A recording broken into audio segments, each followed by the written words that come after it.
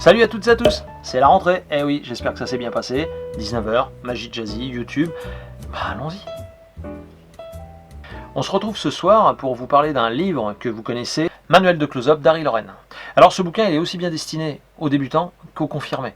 Pour les débutants, vous avez tout ce qu'il vous faut pour commencer la magie de proximité. Quant aux confirmés, vous allez redécouvrir des routines qui sont vraiment très très fortes avec un impact fracassant sur le public. Ce soir, je vous propose le roi des tricheurs, une démonstration de triche très intéressante et vraiment facile à réaliser. Si ce bouquin vous intéresse, je vous mets des liens dans la description vers CC Magic, CC Édition. Il y a des promos, n'hésitez pas à les voir, il y a tout ce qu'il vous faut pour faire de la magie. Guy et Jeu, ce soir, nous présente les 5 tours. Relèverez-vous le défi architecte? On verra. Alors, un jeu à partir de 7 ans et plus, de 2 à 5 joueurs, il est parti durant en moyenne 30 minutes.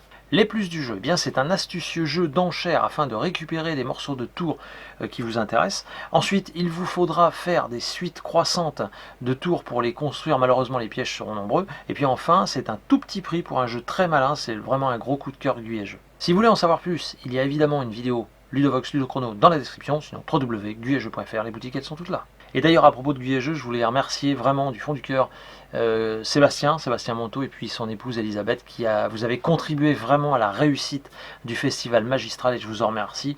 Et on se donne rendez-vous l'année prochaine, 12, 13, 14 septembre.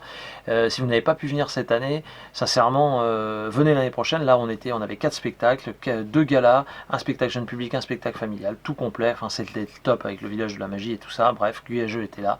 Merci Sébastien, merci Elisabeth. Et puis évidemment, on se dit à l'année prochaine. On se verra avant, mais sur Magistral.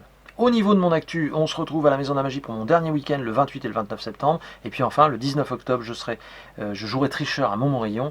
Mais ça, je vous en parlerai dans les prochaines vidéos.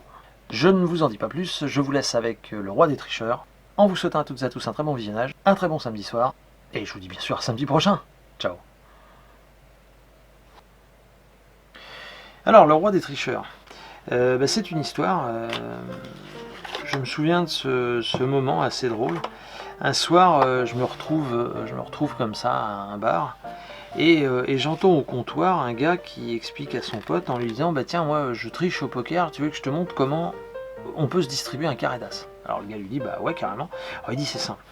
Alors, il sort les as comme ça du jeu et il dit ce qu'il faut en fait, c'est que tu arrives à avoir les as sous le jeu. Il lui dit ouais, d'accord, et alors après? Et bien après c'est très simple.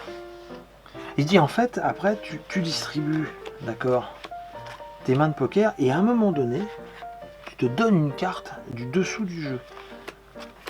Ah ouais, le mec il lui dit d'accord, ok. Il dit tu vois, tu fais semblant de donner celle du dessus et tu donnes celle du dessous. Ah ouais, il dit génial, tu vois, regarde, tac.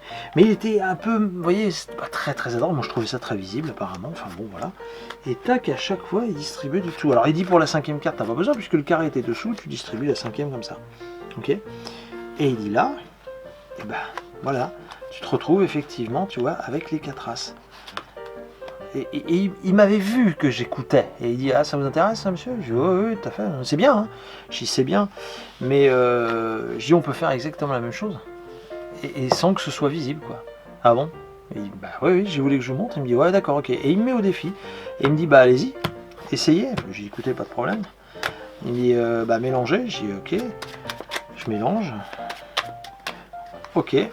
J'ai regardé, moi en plus je peux même couper comme ceci et c'est très amusant parce que écoutez, pas de problème, je redistribue. Vous avez vu, c'est complètement invisible. Regardez. Tac. Incroyable. Les deux gars paraissaient très étonnés. Ils m'observaient en train de distribuer comme ceci les mains de poker. Et il me dit ouais, alors vérifions, parce qu'il dit moi j'aime bien quand même vérifier ce qu'il y a en face. J'ai regardé, ici qu'est-ce que l'on a, hein, on n'a pas grand chose. Ici, il y a une paire de 2 avec un as.